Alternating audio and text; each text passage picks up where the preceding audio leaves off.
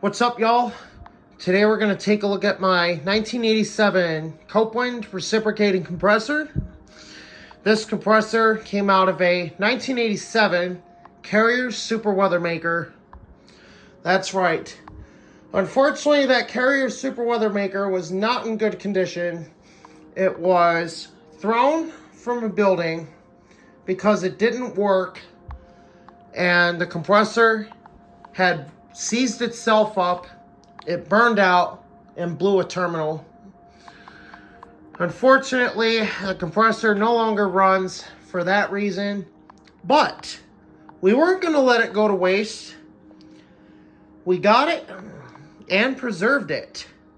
So now this compressor is preserved for future generations to come. First time I've ever preserved a big Copeland reciprocating compressor. The cool thing about this compressor is it does have a metal tag on it. It's not a newer one, which would have the sticker on top. This one has the metal tag. That's the cool thing about it. Let's take a look at it. You could see here, it's a nice high gloss paint. The model is CRK3-0325-PFV. Is a Copeland compressor, 230 volts. This one can run on 208, 230. It can run on 200 if you put it on 50 hertz. So this one is compatible with 50 or 60 hertz. This one is a Copeland weld. So that's the cool thing about it. You see it says Copeland weld right there. So definitely looks very nice.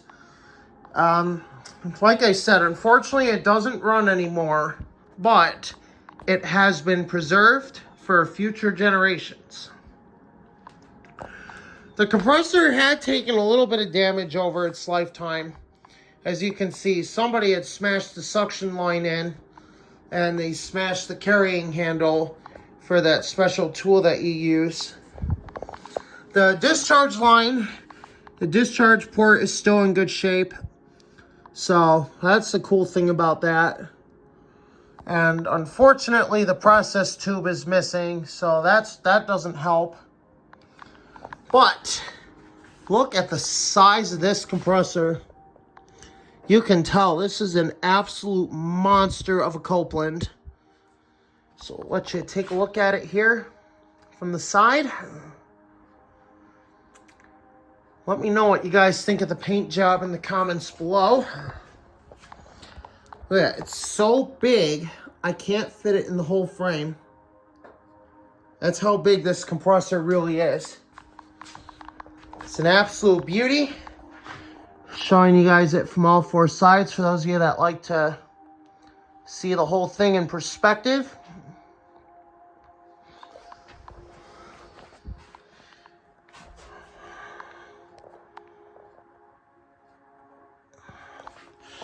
Now, unfortunately, like I said before, it did blow a terminal. You could see here the one terminal blew, which is not good. The other two terminals are still intact. But like I said, unfortunately, the compressor no longer runs because it did suffer a burnout. Because the oil that we did see all over it was like burnt.